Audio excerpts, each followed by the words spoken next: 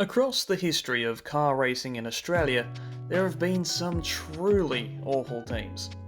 Some of these started with a fair amount of promise. Some very much didn't. Some even managed to pull a middle finger to the motorsport gods and win a race, while some lumbered around the back collecting paychecks. There was one team, though, that had promise. It had money and it had talent.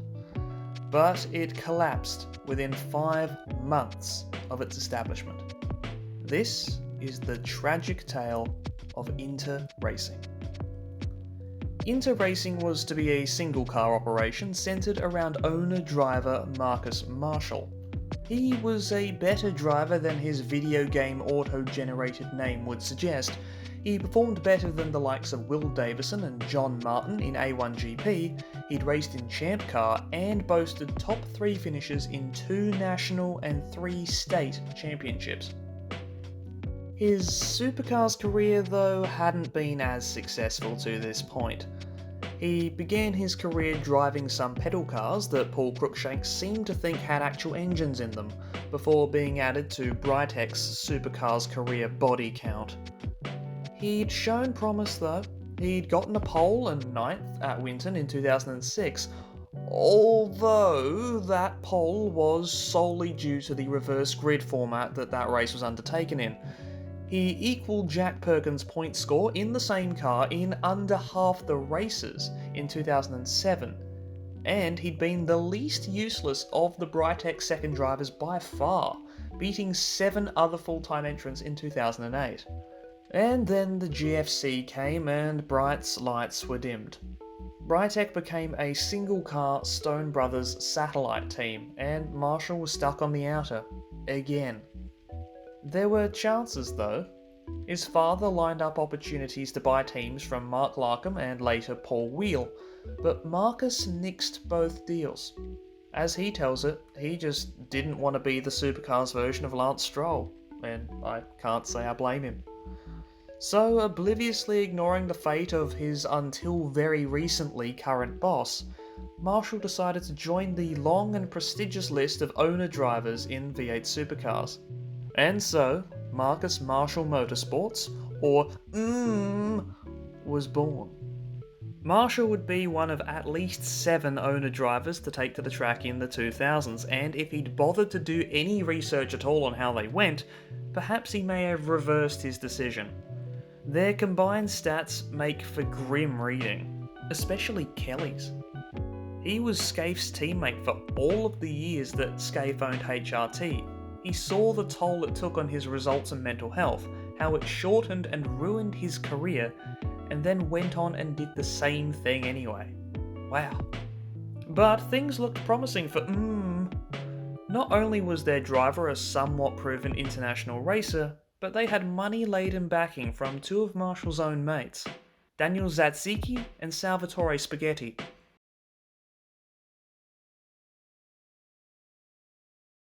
The two were tight partners. Spaghetti's founding of IntaBill allowed Tzvetkoff's breakthroughs in secure online payment tech to be used in pharmaceutical and travel sectors, and, of course, in the online porn industry. In fact, mainly the online porn industry to start with. Not that they'd market that on the side of a race car though. I mean, come on, they're not Hesketh. Hello there. Besides, at this point, they were more interested in being the primary financial facilitators of the biggest online poker sites in the United States. Oh, I mean Antigua.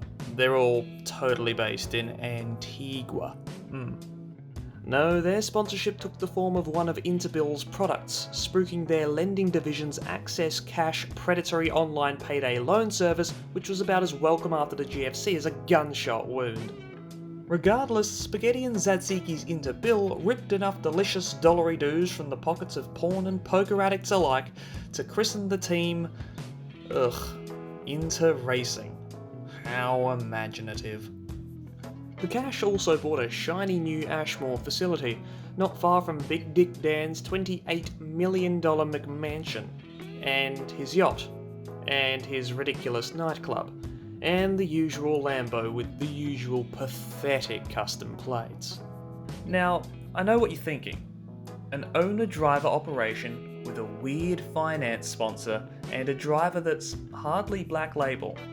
The livery is going to have classic techno autosport syndrome. They're going to look like a backmarker. But no, this thing looked brilliant. And the beauty of this car was more than skin deep. This car was X888, one of the very newest BF Falcons that they had made, or indeed anyone had made.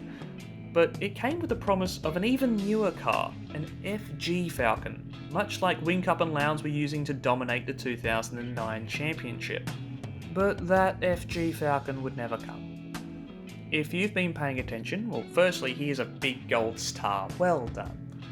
And secondly, you'll remember the phrases 2008, 2009, GFC, and weird finance sponsor coming up in close proximity. And surprise, surprise, Marcus Marshall learned the tough, but not exactly surprising lesson that you shouldn't accept million-dollar sponsorships from financial institutions during the middle of the worst financial crisis in living memory.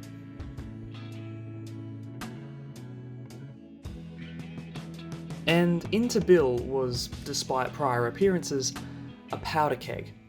Of course, they were major players in the poker game, figuratively speaking, which was a boom industry. They used a lot of those profits to set up and fuel a payday lending company, another boom industry. In doing so, they set up a complex relationship with big Texan Curtis Pope. But then the boom industries got boomed. Like Hiroshima'd. And, I guess, Nagasaki'd too. The DOJ gambling ring stings and the credit crunch respectively resulted in a lot of holdings having funds outright lost or frozen, including IntaBill. And this was all before the 2009 season had even kicked off. As Marshall was having various issues in Adelaide, Spaghetti siphoned profits from Hugo to cancel IntaBill's owings. One problem though, Tzatziki was already doing siphoning of his own. Actually, two problems. Pope was doing it too. In addition, Pope secretly transferred Hugo's assets into his name, which when you consider that Hugo was named after Tzatziki's son is an absolute dog act. Payments stopped and Tzatziki's parent company was forced into receivership. Spaghetti and Tzatziki, the Food Brothers, had been eaten up. IntaBill couldn't interpay their bills and were now out to bill. Yep, there's that techno-looking backmarker livery. Ugh. An old sponsor, Fisher & Paykel, financed Marshall's trip to a New Zealand tyre factory and then understandably dipped, leaving the operation sponsorless. Ironically though, it was during this period where would achieve its best result, 9th at Winton, setting a lap record in one of only 3 BF Falcons in the field. They would fall off the cliff from there though. Again, one of Marshall's old sponsors, this time from his Carrera Cup days, swooped in to save them, trying to buy the team. But even that wasn't enough. The sale fell through in bizarre circumstances. The money went away as a result.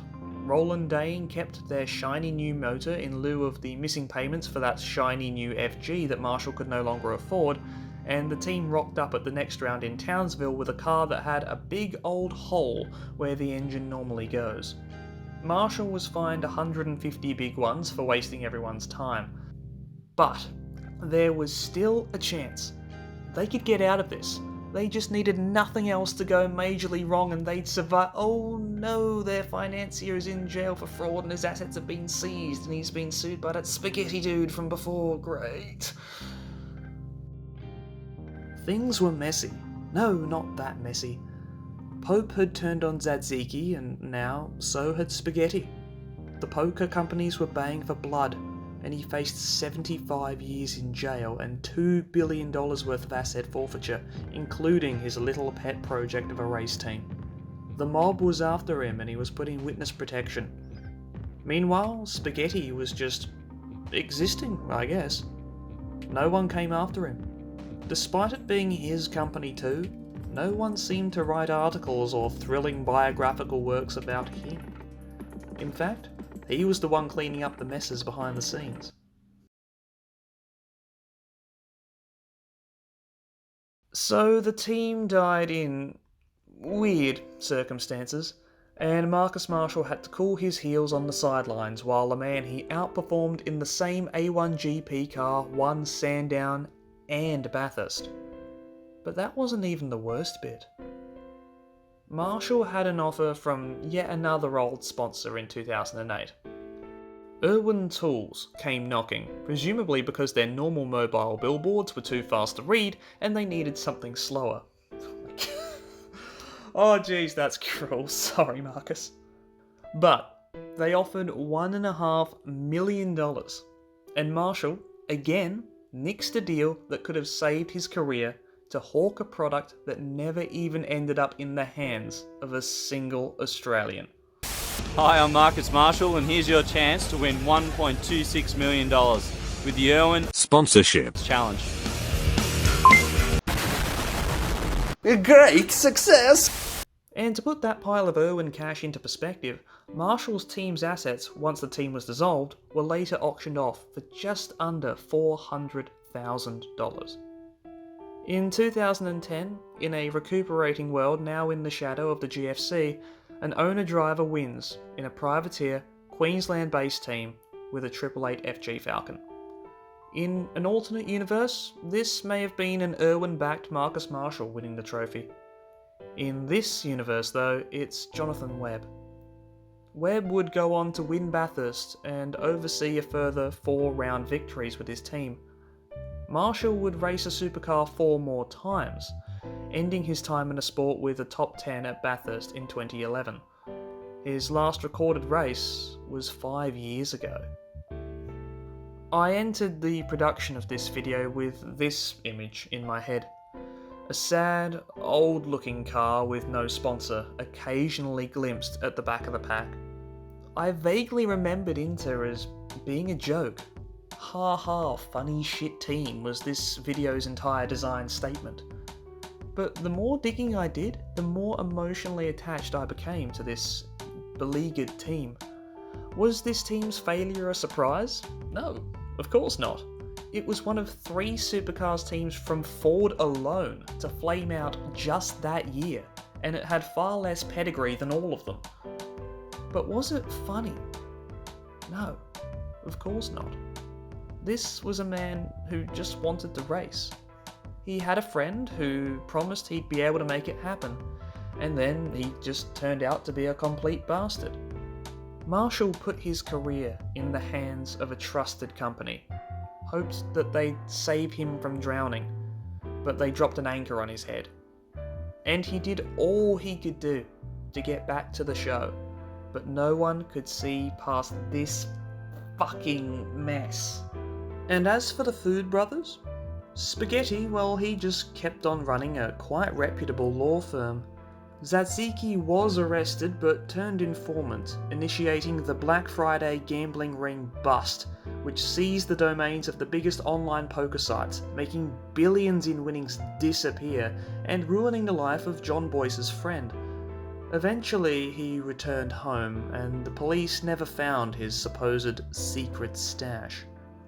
So, while Daniel Tzvetkoff got to live out the family life with Spaghetti's former assistant, potentially with millions of dollars available to him, Marshall's career was over, bar a couple of drives in Theo Condoras's Audi.